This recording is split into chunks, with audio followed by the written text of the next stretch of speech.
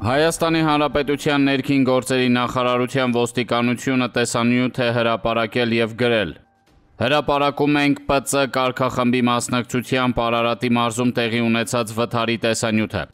Տեսանյութում հստակ երևում է, որ ՊՑ կարգախումբը վարելիս բջջային հեռախոսից օգտվելու համար կանգնեցնում են Nissan Magnitsky ավտոմեքենան վարչարարություն իրականացնելու նպատակով, ինչից հետո ՎԱԶ Magnitsky ավտոմեքենայի վարորդը ստեղծում է վթարային իրավիճակ, ինչի հետևանքով նույն ճանապարհով ընթացող Hyundai Magnitsky ավտոմեքենայի վարորդը չկարողանալով կառավարել այն բախվում է ՎԱԶ մեքենային, ապա ճանապարհի աջ եզրային մասում կայանված Պարեկային ծառայության կարգախմբի ավտոմեքենային։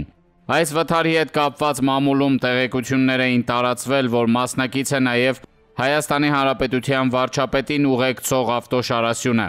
Հիշեցնենք, որ հրապարակի տեղեկություններով Նիկոլ Փաշինյանի շարասյունը Սյունիքից վերադառնալիս Արմաշ գյուղում ավտովթարի է ենթարկվել, վնասվածքներ են ստացել նաև թիկնապահներից ոմանք։ Փաշինյանի ավտոշարասյունն ավտովթարի է ենթարկել քաղաքացի Յուրիկ Շահնազարյանին, վերջինի շտապօգնության մեքենայով տեղափոխել են հիվանդանոց։ Նշենք, որ սա Փաշինյանի Շարասյան կողմից առաջին վթարի դեպքը չէ։ Տարիներ առաջ Փաշինյանի շարասյունը վթարի ենթարկեց Հղի Սոնա Մնացականյանին, ով մահացավ։